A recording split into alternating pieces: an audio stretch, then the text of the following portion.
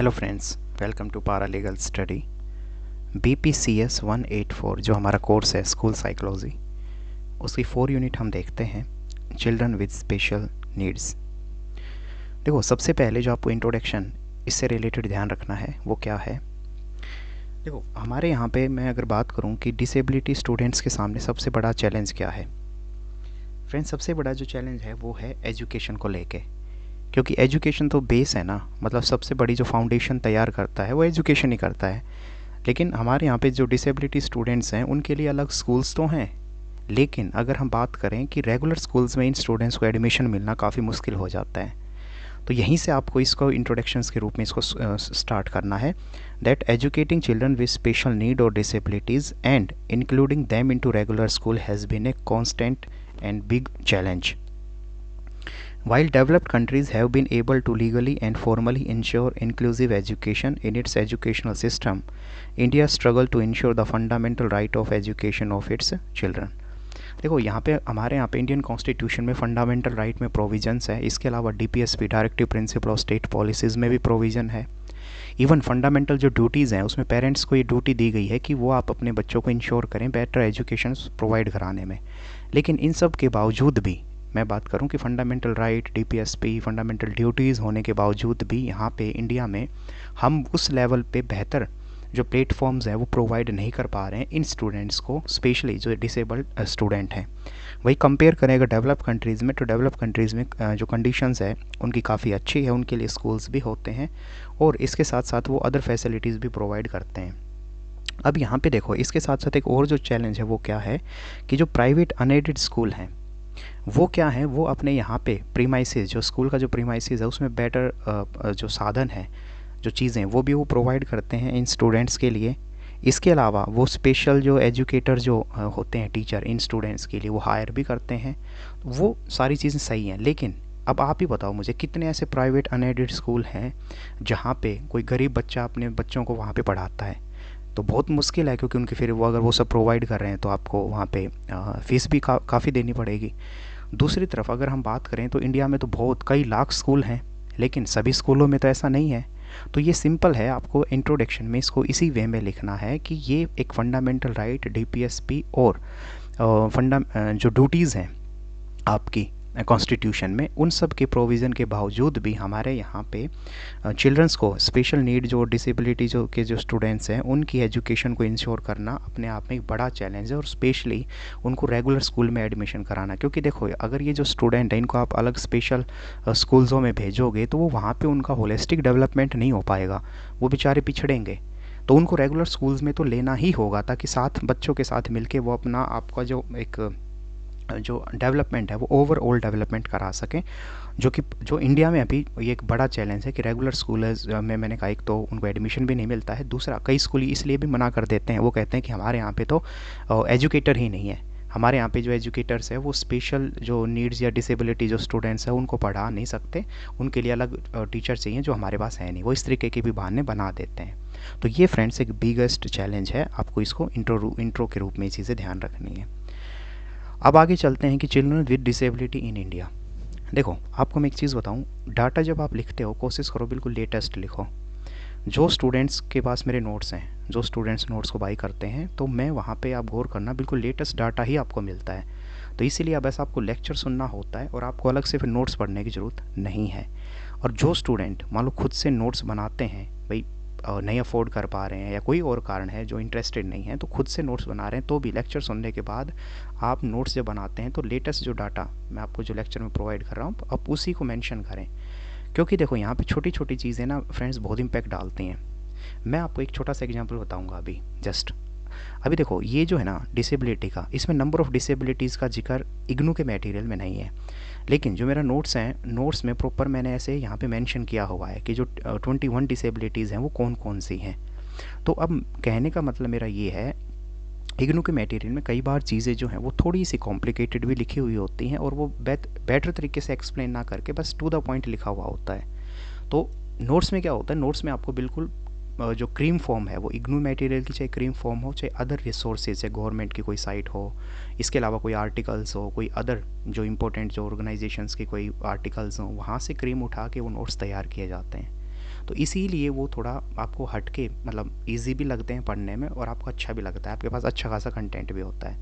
Otherwise आप same pattern पे आप अगर लिखते हैं, भाई एक टीचर है वो सेम कॉपी जब चेक कर रहा है उसको सभी आंसर सीट में एक जैसे आंसर्स मिल रहे हैं, तो आप खुद देखो वो नंबर और समझ जाएगा कि इन्होंने एक ही तरीके से चीज़ों को पढ़ा हुआ है।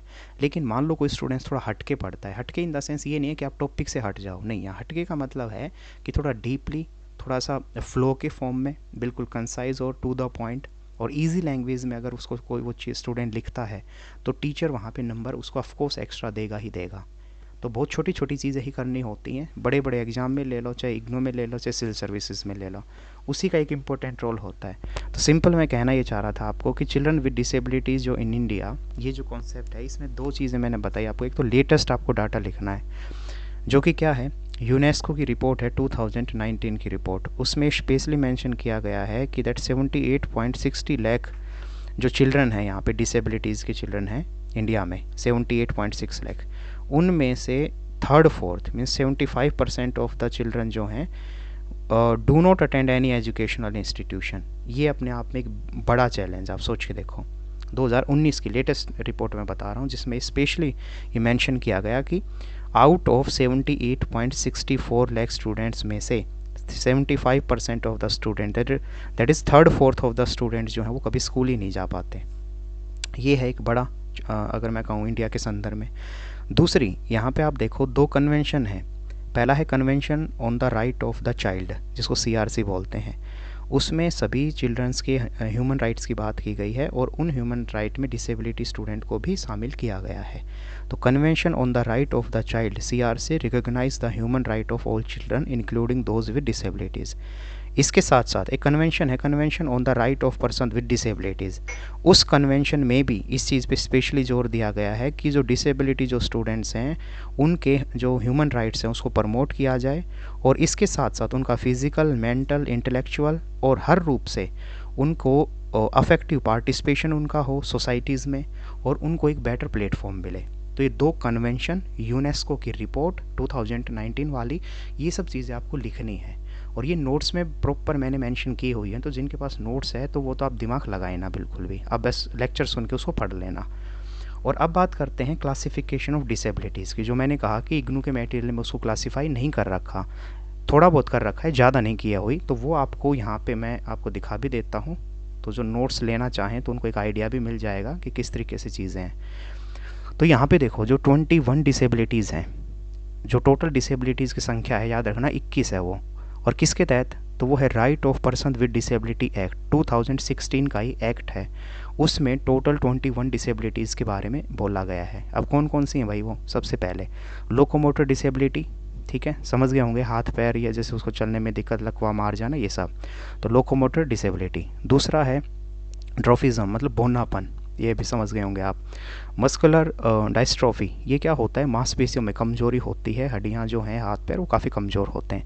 एसिड अटैक विक्टिम जो है उसको भी इसी कैटेगरी में डिसेबिलिटीज़ में रखा गया है। इसके अलावा ब्लाइंडनेस हो गया, लो विज़न हो गया, इसके अलावा बहरापन जो होता है जिसमें सुनने की जो क्षमता है 70% तक चली जाती है। हार्ड ऑफ हियरिंग हो गया, सेम यहाँ पे भी दोनों कानों में करीबन 60 से 70 उसकी जो सुनने की क्षमता है जो वो चली जाती है। फिज़िकल डिसेबिलिटी हो गया, इसके अलावा फिज़िकल डिसेबिलिटी हम यहाँ पे बात करें तो ये जो है लेप्रोसी, जो आपको कोड होता है ना, आपने देखा होगा ऐसा कुछ, जो टेढ़ापन या उंगलियों में टेढ़ापन, इस तरीके की जो चीज़ें हैं। इसके अलावा ये जो आपके पैरों में जैसे जकड़ अकड़न हो जाना, चलने में कठिनाई होना और हाथों में काम करने में कठिनाई होना, तो कैरिब्रल पैलिसीज उसको बोलते हैं। इसके अलावा मल्टीपल डिसेबिलिटी ऑर्डर है, ओटिसिज्म है। ओटिसिज्म का क्या मतलब होता है कि किसी भी काम को करने में जो कंसंट्रेशन चाहिए उसका ना होना, ठीक है, आंखें मिलाकर बात ना कर पाना, ये सब, गुमसुम रहना। स्पेसिफिक लर्निंग डिसेबिलिटीज़ है। इसके अलावा इंटेलेक्चुअल डिसेबिलिटीज़ है, मेंटल इलनेस है, मल्टीपल स्क्लेरोसिस है। ये वेरियस जो डिजीज़ हैं, तो इसमें सारी ना करके फिर भी आपको स्क्रीन पे जो दिख रहे हैं तो एटलीस्ट आपको एक आइडिया मिलना चाहिए कि जो स्पेशल नीड एजुकेशन हमारा स्पेशल एक राइट है, right of person with disabilities act 2016 में ये एक्ट आया था। उस एक्ट में टोटल 21 डिजीज़ हैं उनको डिसेबिलिटीज़ या डिजीज़ सॉरी नहीं बोल लूँगा, सॉरी, डिसेबिलिटीज़ हैं ये जो 21 डिसेबिलिटीज़, वो ये सब हैं जो आपको पता होनी चाहिए। ठीक है, आगे चलते हैं। नेक्स्ट जो फ्रेंड्स हमारा टॉपिक है, जस्ट अ मिनट, नेक्स्ट जो टॉपिक है वो है स्पेसिफिक लर्निंग डिसेबिलिटी। अब इसका क्या मतलब है, देखो यहाँ पे जो है स्पेसिफिक लर्निंग डिसेबिलिटी का मतलब है means a disorder in one or more of basic psychological processes involve in understanding or in using language spoken or written which may manifest itself in an imperfect ability to listen, speak, read, spell and to do mathematical calculation। तो specific learning disabilities की simple definition जो आपको लिखनी है वो यही है कि इस डेफिनेशन के तहत एक तरीके का ये डिसऑर्डर है जिसमें one or more of the, तो एक या एक से ज़्यादा क्या हो सकता है, साइकोलॉजिकल जो प्रोसेसेस हैं, जैसे एक सिंपल सी बात है लैंग्वेज हुआ, रिटन पार्ट हुआ, स्पीकिंग पार्ट हुआ, इन सब चीज़ों में प्रॉब्लम होना, बोलना पाना और लिखना पाना, ठीक है, इवन आप उसको कुछ बेसिक मैथमेटिकल कैलकुलेशन दोगे वो ना कर पाना, ये सब चीज़ें जो है वो स्पेसिफिक लर्निंग डिसेबिलिटी के तहत आती हैं।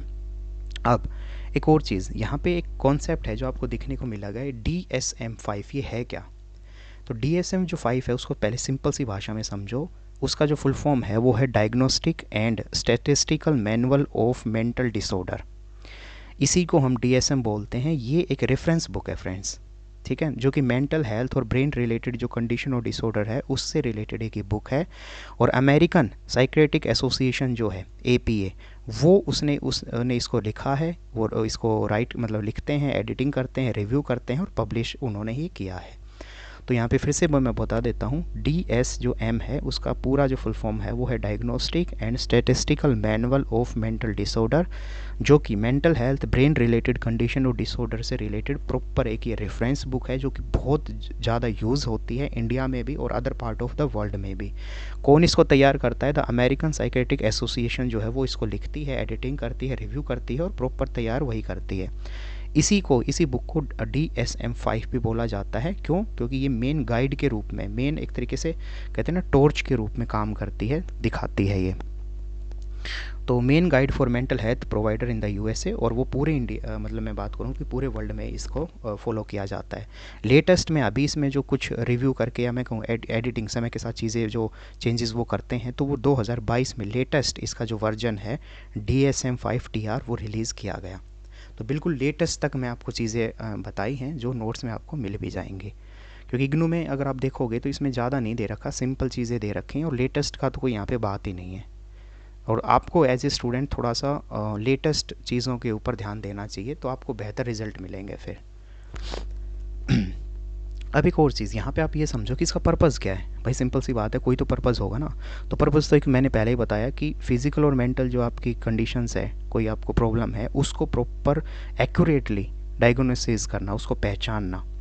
इसके अलावा एक और भी है, इसमें क्लियर डेफिनेशन दे रखी हैं, जैसे मेंटल हेल्थ से रिलेटेड बहुत सारी मान लो बीमारियाँ हैं, ब्रेन रिलेटेड कुछ कंडीशंस हैं, उन प्रॉपर उनकी जो डेफिनेशन है वो आपको इस बुक में मिलेगी DSM-5 में, इसलिए भी इसकी जो रेलिवेंस है वो बढ़ जाती है। फिर अगर मैं बात करूँ कुछ कंडीशंस हैं कुछ लर्निंग डिसेबिलिटीज़ की जो आपको थोड़ा बहुत ध्यान रखना है, जैसे ये डायलेक्सिया क्या है और डायस्ग्राफिप्सिया क्या है, ठीक है, इसके अलावा डायग्राफिया क्या है, ये कुछ चीज़ें हैं। अब इसमें सारी चीज़ें आपको नहीं रटनी, बस बेसिक सी चीज़ें याद रखना, जैसे कि डायलेक्सिया जो है उसमें रीडिंग पढ़ने में उसमें दिक्कत होती है, डायस्ग्राफिया जो होता है उसमें राइटिंग में दिक्कत होती है। इसके अलावा डायस्कैलुक्सिया जो होती है उसमें मैथमेटिक्स कैलकुलस जो हम बोलते हैं, तो मैथमेटिक्स से रिलेटेड उसमें डिफ़िकल्टीज़ होती है। तो ये कुछ आपको जो स्पेशल जो common type of learning disabilities है वो आपको ध्यान रखना है। नेक्स्ट अगर मैं बात करूँ कि अर्ली इंटरवेंशन एंड असेसमेंट, ये जो चीज़ें हैं इसमें क्या है, देखो सिंपल से अगर हम बात करें, जो अभी मैंने आपको ऊपर बताया कुछ लिस्ट जो लर्निंग डिसेबिलिटी जो लिस्टेड है above are the reason for the poor reading comprehensing, reading fluency, listening comprehension, oral expression, written expression and poor performance in the basic mathematics. ठीक है, जो ऊपर जस्ट अभी देखो मैंने फिर से जो आपको बता देता हूँ कि ये जो लिखने में प्रॉब्लम है, ठीक है, पढ़ने में प्रॉब्लम है, बेसिक मैथमेटिक्स में जो प्रॉब्लम है, तो इसमें होता क्या है, इन सब प्रॉब्लम के कारण मतलब किसी जो बच्चा है उसको अगर डायलेक्सिया है, ठीक है, इसके अलावा डायग्राफिया उसको है, तो उसके कारण उसको पढ़ने में बहुत दिक्कत होगी। तो अब देखना, ध्यान से सुनना, अभी क्या है कि kid with such learning disability need to learn differently with the help of systematic special train teacher. तो आपके लिए इन सब डिसेबिलिटीज़ को अगर आपको ख़त्म करना है, उनको पहचानना है, तो उसके लिए पहले आपको एक स्पेशल जो ट्रेंड जो टीचर है वो चाहिए, क्योंकि जो ट्रेन टीचर है वही बेहतर तरीके से असेसमेंट कर सकते हैं। अगर वो टीचर ही ऐसे नहीं है तो वो क्या करेंगे। देखो आपने कई बार देखा भी होगा, पहले ये होता था जो बच्चा पढ़ता नहीं था तो सीधा पिटाई करना स्टार्ट कर देते थे, लेकिन बहुत आज देखो कि चाइल्ड की साइकोलॉजी भी समझी जाती है, देखा जाता है कि सच में उसको कोई प्रॉब्लम तो नहीं है। पहले ऐसा नहीं था। आप खुद अपने स्कूल्स में आप देखा होगा, आपने अपने आसपास आज भी देख रहे होंगे कि टीचर को इन सब चीज़ों की बेसिक जानकारी ही नहीं है। उनका तो यही कहना है कि ये पढ़ता नहीं है, ये जो है ये बकवास है, इसका मन नहीं करता है, ये तो शैतान है, इसको वैसे लठों से मारने का इसको पीट के ही सुधार सकते हैं, इस तरीके की बातें होती हैं। लेकिन नहीं, ऐसा होता नहीं है। ये बहुत तरीके के डिसऑर्डर हैं जो आपको ध्यान रखना है, और इन्हीं को अपना भी कहते हैं। और इसके लिए आपको स्पेशल ट्रेंड टीचर ही चाहिए, तभी आप बेहतर तरीके से उस स्टूडेंट की प्रॉब्लम को समझ सकते हैं। आगे, with the proper testing and evaluation every child learning disability can be diagnosed. तो कोई भी जो प्रॉब्लम है, जो भी डिसेबिलिटीज़ है, आप उसको बेहतर तरीके से उसको डायग्नोस्ट कर सकते हैं। इसके अलावा प्रॉपर प्लान बना के उसको एग्जीक्यूट करा के उस बच्चे में आप बेहतर प्रोडक्टिविटी के साथ उसकी एजुकेशन जो परफॉर्मेंस है आप उसको इम्प्रूव करा सकते हैं। ये है अर्ली इंटरवेंशन एंड असेसमेंट में। ठीक है। नेक्स्ट अगर मैं बात करूं यहाँ पे classification, definition and classification of intelligence, इसका क्या मतलब है। सिंपल है कि इंटेलिजेंसी का मतलब है in the psychology refer to the mental capacity to learn from the experience. जब भी आप कोई एक्सपीरियंस के थ्रू, आप मतलब बुक्स के थ्रू, चाहे वो आपका एक्सपीरियंस है, उन सब के थ्रू जो आप चीज़ें सीखते हैं वो इंटेलिजेंसी का ही पार्ट है। इसके अलावा न्यू सिचुएशंस में अडोप्ट कर जाना, कोई सिचुएशंस को हैंडल करना, इसके अलावा किसी भी इन्वायरमेंट में खुद को जो एडजस्ट कर लेना, इसके अलावा प्रॉब्लम सॉल्विंग आपकी ability, critical thinking, learning quickly, understand the complex जो आइडियाज़ हैं ईजीली, तो ये सारे जो इंटेलिजेंसी के पार्ट हैं। तो क्या लिखोगे इंटेलिजेंसी में, that intelligence in psychology refer to the mental capacity to learn from experience, adopt to new situations, understand and handle abstract concept, and use knowledge to manipulate one's environment. It also includes skills such as problem solving, critical thinking, learning quickly and understanding complex ideas. इसके अलावा एक और चीज़ यहाँ पे कि कई जगह पे अलग अलग जो डेफिनेशंस में उसमें इंटेलिजेंसी को फर्दर एसोसिएट किया गया है हाई लेवल एबिलिटीज़ से, जिसमें रीजनिंग, आपका mental representation, problem solving, decision making, साथ साथ इमोशनल जो नॉलेज है, क्रिएटिविटी है, और ये सब चीज़ों को भी इंटेलिजेंसी के तहत ही काउंट किया गया है। अब यहाँ पे कुछ स्कॉलर जो है उसको हम देख लेते हैं। तब सबसे पहले एल्फ्रेड बीनर। अब इनके बारे में आपको क्या लिखना है कि इन्होंने फर्स्ट इंटेलिजेंसी जो टेस्ट है वो इन्होंने किसके साथ, तो सीमन जो हैं उनके साथ मिलके एक टेस्ट इन्होंने जो है इंटेलिजेंसी से रिलेटेड एक टेस्ट कंडक्ट किया, जिसका नाम है बिनेट सीमन स्केल भी उसको बोलते हैं, बहुत जगह ये यूज़ होता है, बिनेट सीमन स्केल।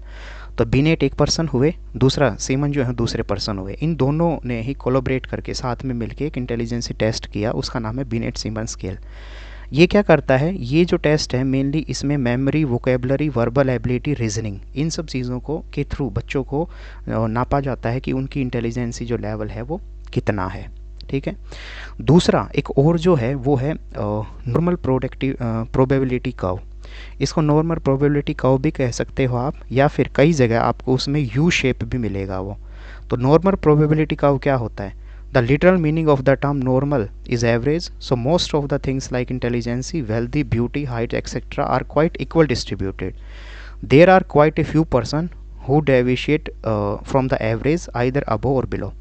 सिंपल हम बात करें तो बेल शेप्ड कर्व कहो उसको, यहाँ पे आप देख भी सकते हैं ये, तो ये बेल शेप्ड कर्व है, ठीक है, या फिर इसको नॉर्मल कर्व भी बोल सकते हैं। इसी का पूरा जो नाम है वो है नॉर्मल प्रोबेबिलिटी कर्व।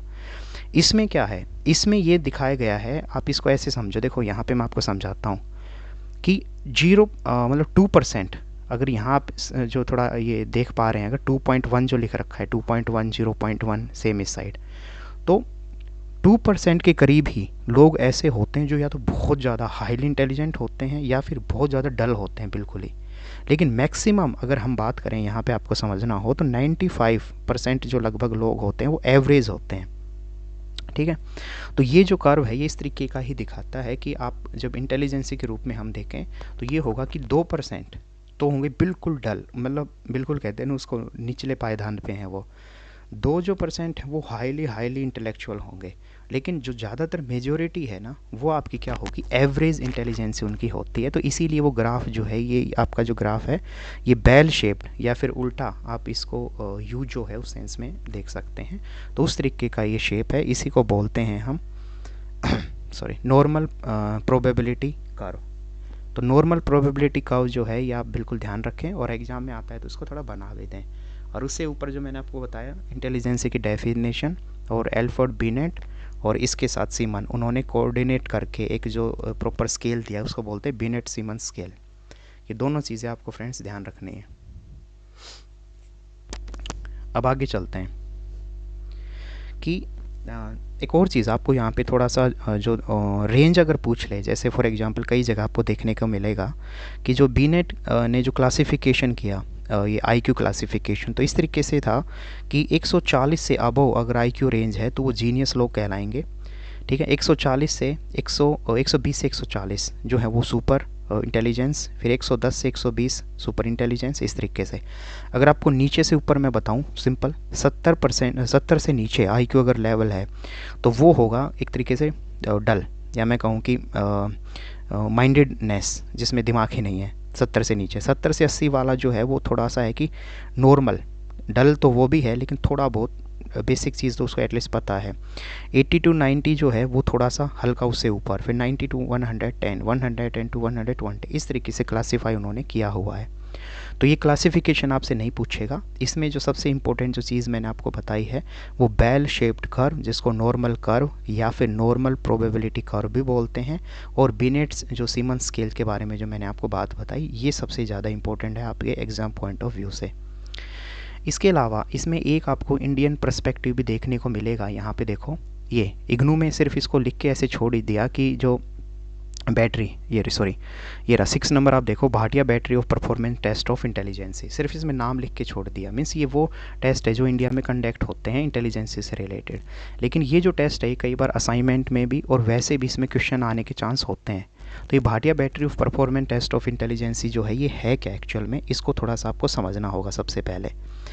तो देखो, जो Bhatia battery of performance test जो है ये CM भाटिया ने 1955 में इसको कंडक्ट किया था। This test was developed to the test of intelligence, Indian population को के इंटेलिजेंसी टेस्ट को नापने के लिए ये टेस्ट है। इसमें 5 सब टेस्ट होते हैं। सबसे पहला जो टेस्ट है उसको बोलते हैं कोहोस ब्लॉक डिज़ाइन टेस्ट। इसमें क्या होता है, इसमें this battery include 10 designs from the original 17 design. तो सिंपल है कि एक तरीके का इसमें अलग अलग तरीके के 10 जो डिज़ाइंस है वो होते हैं, और उसमें the time for first 5 design in 2 minute and for the remaining is 3 minute. तो कुछ जो पहले 5 डिज़ाइन को बनाने के लिए आपको 2 मिनट, रिमेनिंग के लिए आपको 3-3 मिनट, इस तरीके से। फिर the card with a variety of colour design on are shown to be test taker and he is asked to reproduce them using a set of color। तो उनको दिखाया जाएगा और फिर उनसे बोला जाता है जो परफॉर्मेंसर होते हैं या उनका IQ चेक करने के लिए कि आप उसको उस डिज़ाइन को बनाइए। तो सिंपल है, आप बस इसको पूरा रटने की बजाय इतना समझो कि जो भाटिया बैटरी ऑफ परफॉर्मेंस है उसने उन्होंने 5 भागों में टेस्ट को बांटा है। पहला है कोहोस ब्लॉक डिज़ाइन टेस्ट, जिसमें वो 10 तरीके के जो डिज़ाइन है वो इस टेस्ट में वो कंडक्ट करते हैं। बस एक बेसिक आइडिया, और उससे फिर आपका उस परफॉर्मेंस के आधार पे आपका नापा जाता है कि उनकी ऑब्जर्वेशन कितनी थी, अटेंशन लेवल कितना था, इस तरीके की चीज़ें। दूसरा उन्होंने जो बोला वो है अलेक्जेंडर पास अलोंग टेस्ट। इसमें क्या होता है कि इसमें द फर्स्ट 4 मीन्स 5 अगर हम बात करें इसमें, तो first 4 of these have to be completed in 2 minute and the rest of the same Alexander pass along with test है। इसमें भी कुछ टाइम फ्रेम के तहत आपको एक्टिविटीज़ दी जाती हैं, जिसमें कुछ के लिए आपको 2-2 मिनट मिलेंगी, कुछ के लिए आपको मिलेंगी 3 मिनट। फिर है पैटर्न, वही ड्राइंग टेस्ट, उसमें ड्राइंग टेस्ट है। नेक्स्ट है इमीडिएट मेमोरी, सेम आपको प्रॉपर एक मान लो किसी चीज़ के बारे में पूछा गया तो मेमोरी चेक करने के लिए आपको क्या है, इमीडिएट मेमोरी और पिक्चर कंसंट्रेशन टेस्ट। तो ये सारे आप नाम एटलीस्ट ना भी याद रखें तो आपको इतना तो पता होना चाहिए कि जो Bhatia battery of performance test of intelligence है ये कब से स्टार्ट हुआ, और इसमें 5 तरीके के सब टेस्ट होते हैं। जो एक डिज़ाइन टेस्ट है जिसको कोहोस ब्लॉक डिज़ाइन बोलते हैं, तो डिज़ाइन से याद रख लेना। दूसरा है अलेक्जेंडर पास अलोंग टेस्ट, फिर है pattern drawing test, immediate memory test और पिक्चर कंसंट्रेशन टेस्ट। तो इस तरीके के जो टेस्ट हैं वो सब आपको इसमें ध्यान रखने हैं। अब थोड़ा आगे चलते हैं कि एक और चीज़, अगर मान लो आपसे कोई पूछ ले कि इंटेलेक्चुअल डिसेबिलिटी, इसमें ऊपर था भी I think, just a minute, कि इंटेलेक्चुअल जो डिसेबिलिटीज़ है वो क्या है। तो intellectual disability is a term used when there are limit to a person ability to learn. जब पर्सन जो है वो सीख ना पाए किसी कारण से, या डेली लाइफ के जो फंक्शंस हैं पढ़ना लिखना बोलना वो जब नहीं कर पा रहा है, उसको इंटेलेक्चुअल डिसेबिलिटी हम बोलते हैं। और children with intellectual disability might have a hard time letting others know their want and needs and taking care of themselves. So intellectual disabilities could cause a child to learn and develop more slowly. तो ये जो ऐसे बच्चे होते हैं जो intellectual disability जिनको होती है, ये कम सीख पाते हैं, इनको टाइम लगता है चीज़ों को सीखने में समझने में, और ये हमेशा स्कूल में भी पिछड़े रहते हैं अपने साथियों से, जो अपने क्लासमेट होते हैं उनसे हमेशा इनकी परफॉर्मेंस कम होती है। तो ये इंटेलेक्चुअल डिसेबिलिटी जो है ये मैंने आपको बताया। सॉरी। आगे चलते हैं फ्रेंड्स, ये एक बहुत इंपॉर्टेंट टॉपिक है, एक्सेप्शनल एंड गिफ्टेड चिल्ड्रन। सबसे पहले डेफिनेशन अगर देखें तो होते कौन है ये जो एक्सेप्शनल एंड गिफ्टेड चिल्ड्रन। तो देखो सिंपल हम भाषा में बात करें कि ये वो चिल्ड्रन होते हैं जो बहुत जीनियस होते हैं।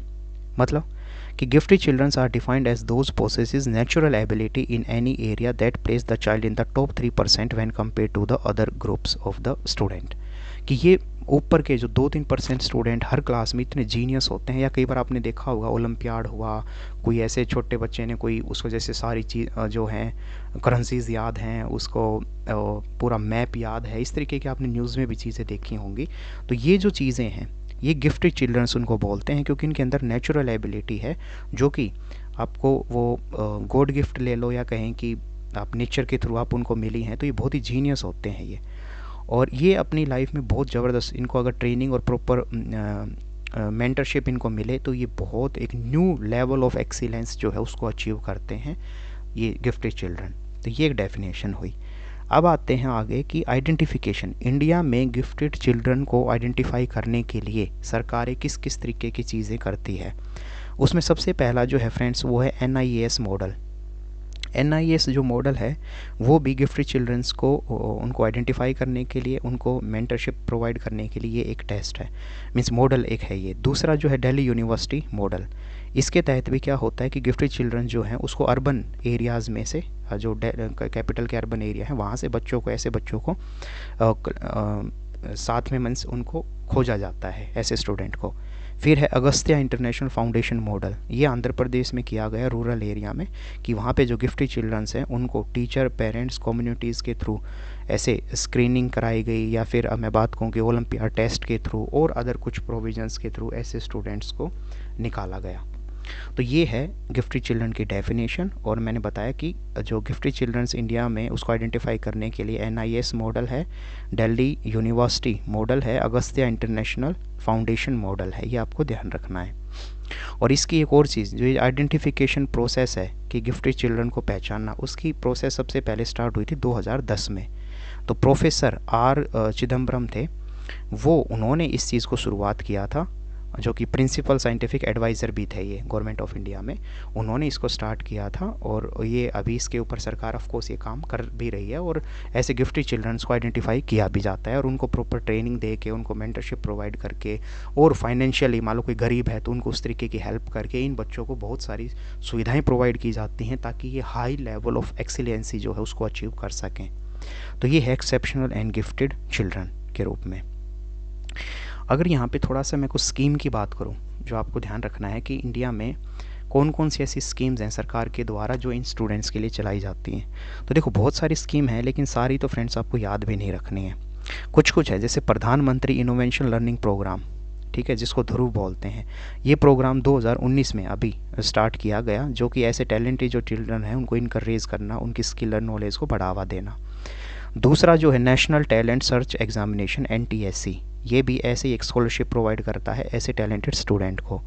नेक्स्ट है किशोर वैज्ञानिक प्रोत्साहन योजना KYPY, इसमें साइंस एंड टेक्नोलॉजी के ऊपर ज़्यादा जोर दिया जाता है। तो ऐसे स्टूडेंट जो साइंस फील्ड में या जो जीनियस हैं, किसी जन्म जात से ही या बाई नेचर ही वो साइंस में उनकी रुचि है, तो इसके लिए है स्पेशल ये किशोर वैज्ञानिक प्रोत्साहन योजना।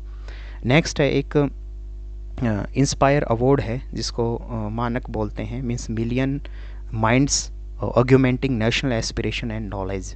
ये अवार्ड दिया जाता है सेम टैलेंटेड स्कूल्स के जो स्टूडेंट्स होते हैं स्कूल्स में उनको। इसके अलावा नवोदय विद्यालय जो है, वहाँ पे भी कुछ ऐसे सिस्टम्स हैं जिसके तहत रूरल एरिया, जो गांव देहात से जो एरिया है, उनको अपने यहाँ पे एडमिशन दिलाया जाता है या उनको अलग अलग तरीके से सपोर्ट किया जाता है। इंटरनेशनल ओलंपियाड टेस्ट भी होता है। तो ये कुछ जो टेस्ट हैं जो आपको ध्यान रखने हैं, जो सरकार के द्वारा स्कीम्स हैं जो ऐसे टैलेंटेड और जो एक्सेप्शनल और गिफ्टेड स्टूडेंट्स को प्रमोट करने के लिए, उनकी हेल्प करने के लिए सरकार के द्वारा दी हुई स्कीम्स हैं, योजनाएं हैं। लास्ट है फ्रेंड्स अभी की स्कूल जो साइकोलॉजिस्ट है उनका क्या रोल है स्कूल एजुकेशन के रूप में। तो भाई सिंपल है, एक तो इम्प्रूव एकेडमिक्स, ठीक है, कि वो जो स्टूडेंट्स हैं उनकी एकेडमिक जो रूप में हेल्प करते हैं, और डाइवर्स लर्निंग प्रोवाइड करते हैं, सेफ़ पॉजिटिव स्कूल क्लाइमेट जो है मीन्स पॉजिटिव इन्वायरमेंट क्रिएट करते हैं। इसके अलावा मेंटल हेल्थ को प्रमोट करते हैं। स्कूल में पार्टनरशिप, चाहे वो पेरेंट्स टीचर के बीच हो, उसको कोऑर्डिनेट, उसको बेहतर बनाने के लिए काम करते हैं।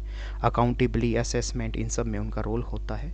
तो ये यहाँ पे सिंपल है कि जो साइकोलॉजिस्ट हैं, चाहे वो मैं स्पेशल नीड, क्योंकि हम जो टॉपिक पढ़ रहे थे वो स्पेशल नीड से रिलेटेड था, तो उनमें, और सेम यहाँ पे अगर मैं एक्सेप्शनल चिल्ड्रंस में भी उसको शामिल कर दूँ, तो मान लो जो ये साइकोलॉजिस्ट हैं, ऑफ कोर्स वो दोनों तरीके के बच्चों को देखते हैं। वो ऐसा भी तो देखते हैं ना कि कोई बच्चा क्यों नहीं पढ़ पा रहा है, तो उसकी प्रॉब्लम को आइडेंटिफाई करेंगे, उसकी हेल्प करेंगे, उसका डायग्नोसिस करेंगे, ये सारी चीज़ें। दूसरी तरफ जो एक्सेप्शनल और टैलेंटेड गिफ्टेड स्टूडेंट है, उनको भी वो परखते हैं। उनकी नज़र में वो ऐसे जब देखेंगे ऐसे स्टूडेंट को, तो वो उनको प्रोत्साहन करेंगे कि आप ये स्कीम का फ़ायदा उठा सकते हो, आप गवर्नमेंट के इस पॉलिसीज़ के तहत आगे बढ़ सकते हो।